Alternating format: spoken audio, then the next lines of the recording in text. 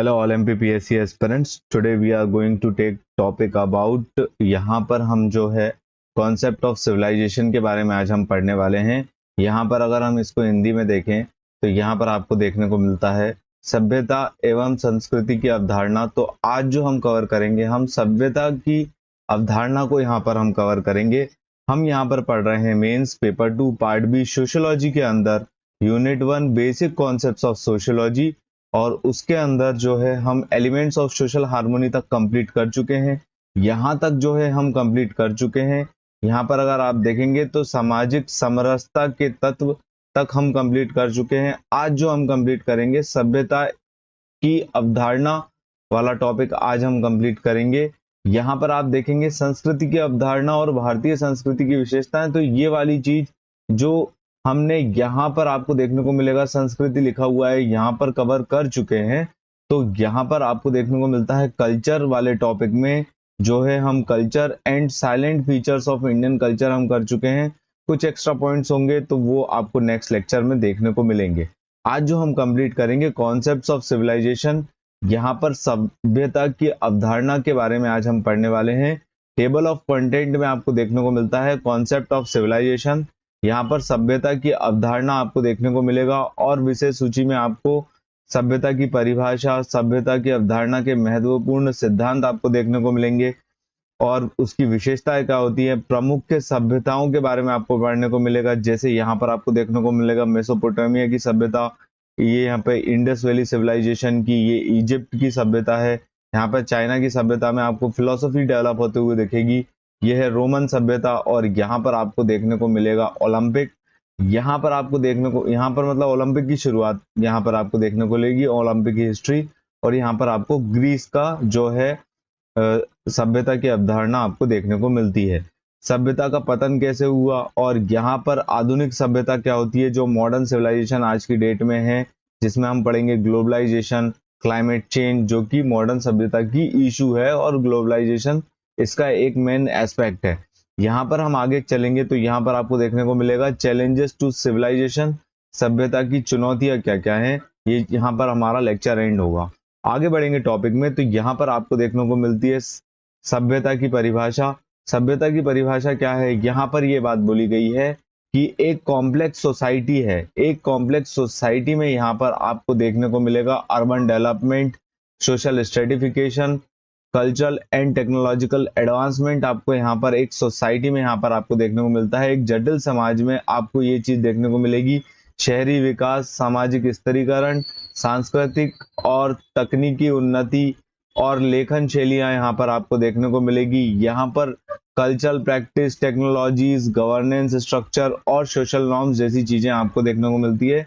सामाजिक मानदंड यहाँ पर शामिल होते हैं, जिसको हम सिविलाइजेशन बोलते हैं। सिविलाइजेशन एक काफी बड़ा एस्पेक्ट है एक सोसाइटी का, जहां पर आपको जो है सामाजिक स्तरीकरण, टेक्नोलॉजी, गवर्नेंस स्ट्रक्चर्स और ये सारी चीजें आपको देखने को मिलेगी। आगे बढ़ेंगे टॉपिक में तो यहाँ पर जो है अर्नोल्ड जे टॉनबे जो है, इन्होंने यहाँ पर ये बोला है कि जो सिविलाइजेशन है, जो सभ्यता है, वो गतिशील है। यहाँ पर वो एक बंदरगाह नहीं है, एक यात्रा के समान है। इन्होंने यहाँ पर ये बोला है सभ्यता एक मूवमेंट है, मतलब यहाँ पर सभ्यता जो है वो अग्रसर है, ये बात इन्होंने यहाँ पर कही गई है। और ये एक स्थिति नहीं है, एक यात्रा है, बंदरगाह नहीं, ये बात इन्होंने कही है। आगे बढ़ेंगे टॉपिक में तो यहाँ पर जो हमारे नेक्स्ट जो स्कॉलर हैं सैमुअल पी हंटिंगटन, इन्होंने ये बोला है civilisation is a cultural entity, village, region, ethnic group, nationalities, religious group all have distinct culture. यहाँ पर आपको देखने को मिलेगा एक विलेज का, एक एथनिक ग्रुप का, एक नेशनल लेवल पर और रिलीजियस ग्रुप का, सबका एक अलग अलग आपको जो है संस्कृति देखने को मिलेगी, सबका अलग अलग कल्चर आपको यहाँ पर देखने को मिलेगा। और यहाँ पर different level of cultural heterogeneity आपको देखने को मिलती है। सभ्यता एक सांस्कृतिक इकाई है, गांव, क्षेत्र, समूह, धार्मिक समूह विभिन्न स्तरों पर विभिन्न संस्कृतियों के साथ अलग अलग संस्कृति रखते हैं, ये बात कही है सैमुअल पी हंटिंगटन ने। आगे बढ़ेंगे तो यहाँ पर लुइस एच मॉर्गन यहाँ पर ये बोलते हैं civilisation is the last series of successive stage of development. यहाँ पर इन्होंने बोला है ये अंतरिम चरण जो विकास का, मानव विकास का यहाँ पर आपको देखने को मिलेगा, विच ह्यूमन सोसाइटी पासेस। ये वाली बात यहाँ पर लुइस एच मॉर्गन यहाँ पर कहते हैं। आगे बढ़ेंगे टॉपिक में, तो यहाँ पर आपको इंपॉर्टेंट थ्योरीज आपको देखने को मिलेगी for the concept of civilisation. मानव, यहाँ पर आपको देखने को मिलता है सभ्यता की अवधारणा के महत्वपूर्ण सिद्धांत आपको यहाँ पर देखने को मिलेंगे। तो यहाँ पर वैसे तो कई सारी थ्योरीज हैं, लेकिन हम यहाँ पर जो पढ़ने वाले हैं 4 मेन थ्योरीज के बारे में पढ़ने वाले हैं जो अलग अलग लोगों द्वारा कही गई है। किसी ने बोला है जैसे कि लुइस एच मॉर्गन ने इस थ्योरी के बारे में बोला है, तो यहाँ पर एडवर्ड ब्रूटनेट और टेलर, एडवर्ड ब्रूटनेट टेलर, इन्होंने इनको सपोर्ट किया। तो यहाँ पर ये दो नाम आपको देखने को मिलेंगे, तो यहाँ पर आप कोई भी एक नाम यूज कर सकते हैं मेंस में। ये सारे नोट्स आपको जो है पॉइंट फॉर्म में देखने को मिलेंगे और यही इसकी स्पेशलिटी है। आपका टाइम कम होगा, हेडलाइन पे ध्यान दीजिए, तो उससे आपका जो मेंस का पूरा की पूरा एस्पेक्ट कवर हो जाएगा।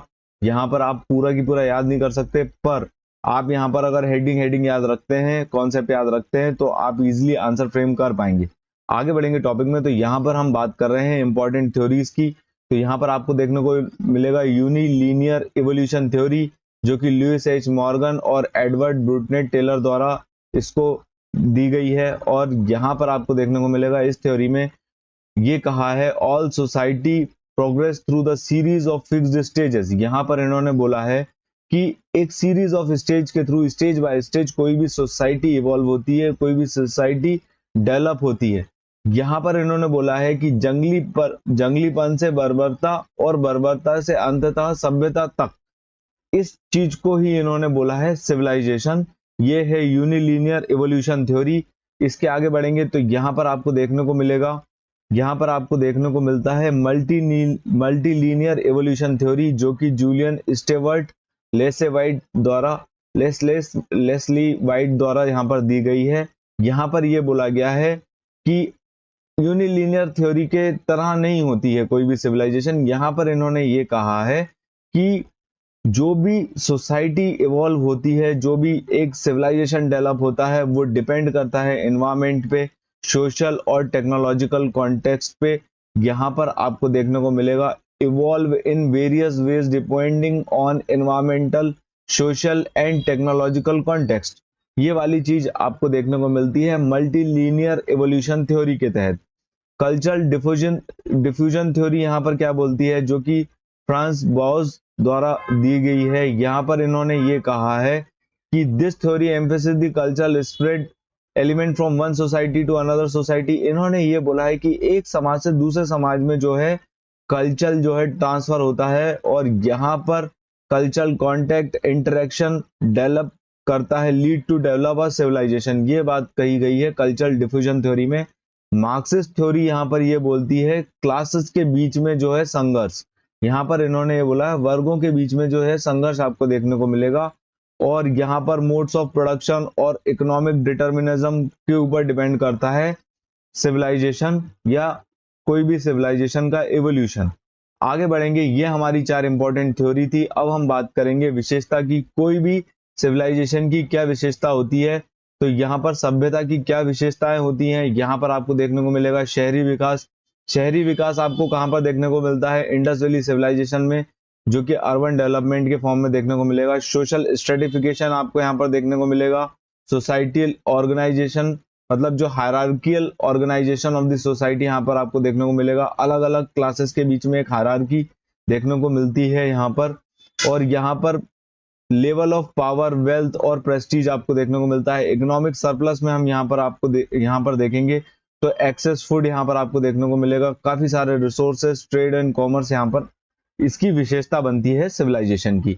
स्पेशलाइज्ड ऑक्यूपेशन आपको यहाँ पर देखने को मिलेगा, मतलब डिफरेंट प्रोफेशन आपको डाइवर्स प्रोफेशन के फॉर्म में यहाँ पर दिखेंगे।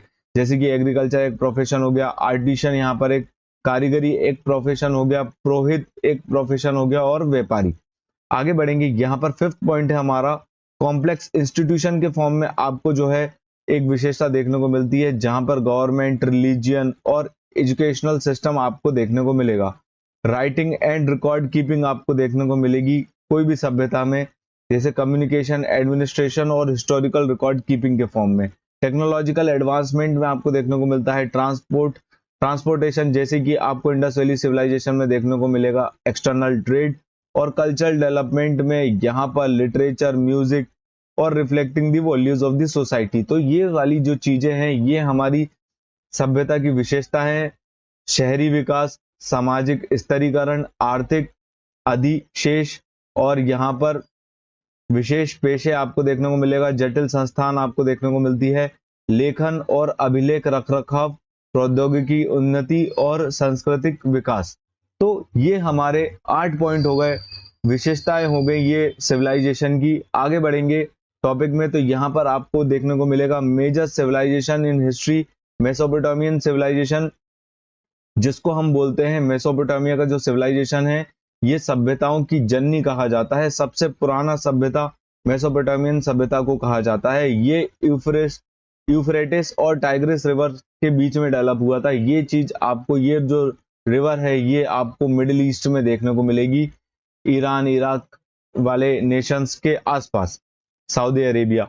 यहाँ पर एक और दूसरी जो इंडस वैली सिविलाइजेशन है ये हमारे इधर इंडियन सबकॉन्टिनेंट में डेवलप हुई। यहाँ पर आपको देखने को मिलेगा अर्बन प्लानिंग, ड्रेनेज सिस्टम और ट्रेड नेटवर्क। अगर हम इसको देखें तो उन्नत शहरी नियोजन, जल निकासी प्रणाली और व्यापार नेटवर्क आपको देखने को मिलता है इंडस वैली सिविलाइजेशन में।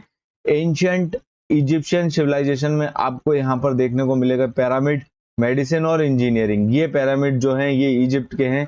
ये इंडस वैली सिविलाइजेशन में आपको देखने को मिलेगा अर्बन प्लानिंग, टाउन मैनेजमेंट और वाटर ड्रेनेज सिस्टम आपको देखने को मिलता है। और मेसोपोटामिया की राइटिंग यहाँ पर आपको जो इमेजेस है ये देखने को मिलेगी। चाइनीज सिविलाइजेशन में आपको देखने को मिलेगा ग्रेट वॉल, जो कि काफी लोगों ने फोटोज में देखी है और वैसे भी देखी होंगी।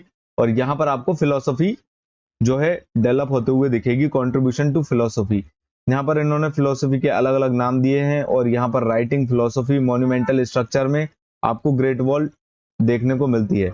ग्रीक सिविलाइजेशन में यहाँ पर आपको देखने को मिलेगा ओलंपिक गेम्स यहाँ पर डेवलप हुए। हमने लेक्चर में आगे एक इशू गलत बोला था, यहाँ पर आपको देखने को मिलेगा ग्रीक सिविलाइजेशन में ओलंपिक गेम्स। और रोमन सिविलाइजेशन में आपको यहाँ पर देखने को मिलेगी रोड्स, क्रिश्चियनिटी का यहाँ पर स्प्रेड होते हुए देखने को मिलेगा। लीगल सिस्टम आपको रोमन सिविलाइजेशन से देखने को मिलता है। आगे बढ़ेंगे टॉपिक में, तो यहाँ पर आपको देखने को मिलेगा decline and fall of civilisation. यहाँ पर कोई भी सिविलाइजेशन, कोई भी सभ्यता का पतन और विनाश के बारे में लिखा हुआ है। कुछ आंतरिक कारण होते हैं और कुछ बाहरी कारण होते हैं।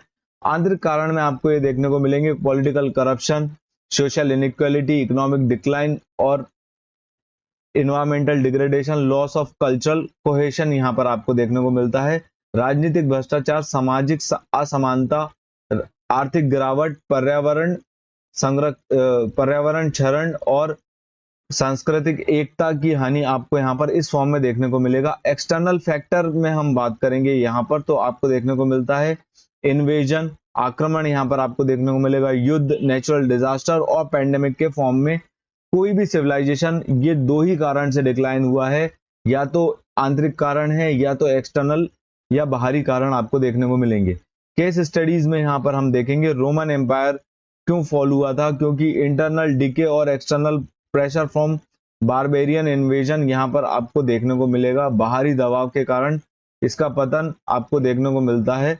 और माया सिविलाइजेशन का जो डिक्लाइन है वो क्यों हुआ था, क्योंकि इन्वायरमेंटल फैक्टर्स, ओवर पॉपुलेशन और इंटरनल स्ट्राइफ के कारण यहाँ पर आपको ये देखने को मिलता है आंतरिक संघर्ष। इंटरनल स्ट्राइफ जो है वो यहाँ पर आंतरिक संघर्ष के फॉर्म में आपको देखने को मिलता है माया सिविलाइजेशन का डिक्लाइन।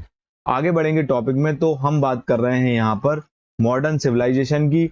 मॉडर्न सिविलाइजेशन जो आज के हमारे सभ्यता है, आधुनिक सभ्यता जिसको हम बोलते हैं, तो यहाँ पर आपको देखने को मिलेगा ग्लोबलाइजेशन। ग्लोबलाइजेशन में इकोनॉमिक इंटीग्रेशन आपको देखने को मिलेगा, कल्चरल एक्सचेंज आपको देखने को मिलता है, कम्युनिकेशन, ट्रैवल एंड माइग्रेशन। ये सारी चीजें आज की डेट में आपको बहुत ज्यादा देखने को मिलेगी, जैसे कि global trade in the form of global trade, investment, multinational corporations आज की डेट में काफी ज्यादा हो गए हैं।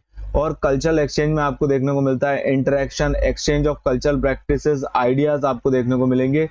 कम्युनिकेशन में आपको यहाँ पर देखने को मिलता है instant global communication via internet और social media. Travel and migration में आपको देखने को मिलेगा work, education, tourism leading to diverse societies evolve जो हो रही हैं वो चीज आपको देखने को मिलेगी। मतलब वैश्वीकरण में हम यहाँ पर बात कर रहे हैं आर्थिक एकीकरण, सांस्कृतिक विनिमय और संचार, यात्रा और प्रवास आपको देखने को मिलता है। टेक्नोलॉजिकल एडवांसमेंट में आपको देखने को मिलेगा information technology, wide spread of computer का ज्यादा यूज, इंटरनेट का, स्मार्टफोन्स का आज की डेट में हम बहुत ज्यादा यूज कर रहे हैं, आज की सभ्यता इसका इस्तेमाल कर रही है। ट्रांसपोर्टेशन में आपको देखने को मिलेगा air travel, high speed train, electric vehicles. Health care में आपको देखने को मिलता है मेडिकल टेक्नोलॉजी, फार्मास्यूटिकल इंडस्ट्रीज का काफी ज्यादा डेवलपमेंट हो चुका है। ऑटोमेशन और एआई आपको इंडस्ट्रीज में देखने को मिलेंगे। कल्चरल हाइब्रिडेशन आपको देखने को मिलता है, ब्लेंडिंग ऑफ कल्चर यहाँ पर आज की डेट में हमको देखने को मिलेगा। हाइब्रिड फैशन जो है आज की सोसाइटी में इवॉल्व हो रहा है। इम्पैक्ट ऑन आइडेंटिटी, यहाँ पर न्यू कल्चरल आइडेंटिटीज डेवलप हो रही है। मीडिया और इंटरनेट में हम देखेंगे तो ग्लोबल डिफ्यूजन और एडाप्टेशन ऑफ कल्चरल कंटेंट, यहाँ पर मीडिया और एंटरटेनमेंट के फॉर्म में या इसके सहारे जो है हम अलग अलग सभ्यता के अलग अलग कल्चर को जो है अपना रहे हैं, ये बात यहाँ पर कही है। आगे बढ़ेंगे टॉपिक में, ये था हमारा मॉडर्नाइजेशन, मॉडर्न सिविलाइजेशन, और यहाँ पर आगे हम बढ़ते हैं तो यहाँ पर चैलेंजेस टू सिविलाइजेशन, क्या क्या चैलेंजेस हैं तो यहाँ पर आपको देखने को मिलेगा एनवायरमेंटल सस्टेनेबिलिटी एक बहुत बड़ा चैलेंज है। पर्यावरणीय स्थिरता यहाँ पर एक बहुत बड़ा चैलेंज है आज की सोसाइटी में। सोशल इनइक्वालिटी आपको देखने को मिलेगी, अमीर और गरीब होता जा रहा है, ये चीज आपको देखने को मिलती है आज के कल्चर में। कल्चरल प्रिजर्वेशन में यहाँ पर हमको जो है ट्रेडिशनल कल्चर्स को और मॉडर्न कल्चर को यहाँ पर डेवलप मतलब उसको जो है प्रिजर्व करना एक हमारे पास टास्क है। पॉलिटिकल स्टेबिलिटी जो है ensuring governance structure can adopt to change social and economic condition, ये जो है हमारे पास सभ्यता में हमारे चुनौतियां हैं। यहाँ पर हमारा लेक्चर एंड होता है सिविलाइजेशन, कॉन्सेप्ट ऑफ सिविलाइजेशन के ऊपर, और यहाँ पर ये सारे लेक्चर आपको इस यूट्यूब चैनल पर देखने को मिलेंगे और आने वाले समय में ये सारे नोट्स आपको इस टेलीग्राम ग्रुप पर देखने को मिलेंगे। Thanks for watching. अगर आपको हमारा कंटेंट पसंद आता है तो प्लीज इसको लाइक कीजिए, इसको सब्सक्राइब कीजिए। Thanks for watching, thank you.